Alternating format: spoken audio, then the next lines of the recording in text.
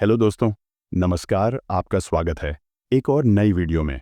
आज की वीडियो में बात करें एसबीआई की एक स्कीम के बारे में, जिसके अंदर आप एसआईपी शुरू कर सकते हैं या फिर लंप सम इन्वेस्टमेंट भी कर सकते हैं और एक अच्छा फंड क्रिएट कर सकते हैं। तो जानते ये स्कीम किस प्रकार से काम करती है, या फिर इसके अंदर किस प्रकार से इन्वेस्ट कर सकते हैं, या फिर इसके अंदर क्या कैलकुलेशन रहने वाली है। तो चलिए वीडियो स्टार्ट करते हैं। तो दोस्तों, आज का ऐसा टाइम है जिसके अंदर सभी अपने लिए या फिर अपनी फैमिली के लिए सेविंग या फिर इन्वेस्टमेंट ज़रूर करते हैं, क्योंकि सभी को पता है कि यदि बच्चों को अच्छी पढ़ाई देनी है या फिर अच्छी शादी करनी है तो बड़ी फंड की ज़रूरत पड़ती है। और अच्छा फंड तभी बन सकता है जब आप आपका पैसा सही जगह इन्वेस्ट करें और रणनीति बनाकर इन्वेस्ट करें। तो हम जिस स्कीम की बात कर रहे, वह स्कीम या फिर फंड एसबीआई द्वारा चलाया जाता है। और एसबीआई म्यूचुअल फंड के बारे में तो सभी जानते हैं, जो 11 लाख करोड़ से अधिक के फंड मैनेज करता है और बहुत से प्रकार के म्यूचुअल फंड मार्केट में ऑपरेट करता है। और हम जिस फंड के बारे में बात कर रहे हैं, उसका नाम SBI large cap direct plan growth. ये फंड एसबीआई द्वारा ऑपरेट किया जाता है। करंट एनएवी प्राइस की बात करें तो 102 रुपये का है। और इस फंड के पास्ट परफॉर्मेंस की बात करें तो पिछले 3 साल में इस फंड ने 15% का रिटर्न दिया है और पिछले 5 साल में 22% का रिटर्न दिया है। और ऑल टाइम की बात करें तो 15% से ऊपर का रिटर्न दिया है। और ये फंड एसबीआई द्वारा 2013 में शुरू किया गया था। और इसके फंड साइज की बात करें तो 52,000 करोड़ का है। यानी लोगों ने इतना पैसा इस फंड के अंदर इन्वेस्ट कर रखा है। और इस फंड एक्सपेंस रेशियो की बात करें तो 0.11% का है।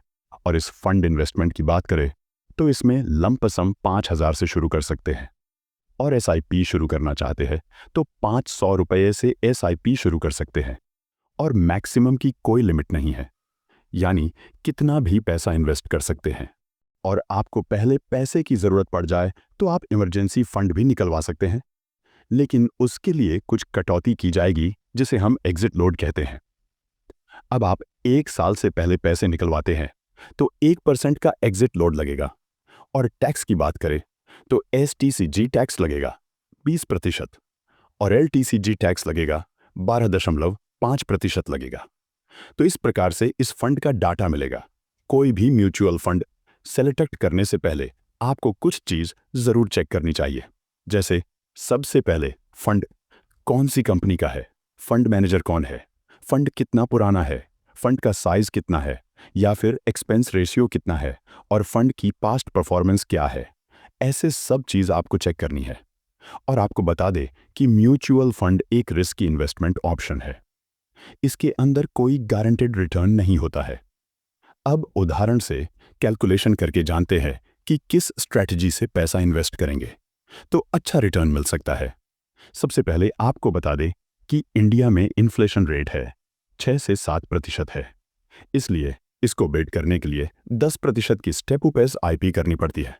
यानी आप इस स्कीम में 1,000 की एसआईपी शुरू करते हैं तो पहले साल 1,000 रुपये की एसआईपी, उसके बाद 10% बढ़ाकर 1,100 रुपये की एसआईपी होगी।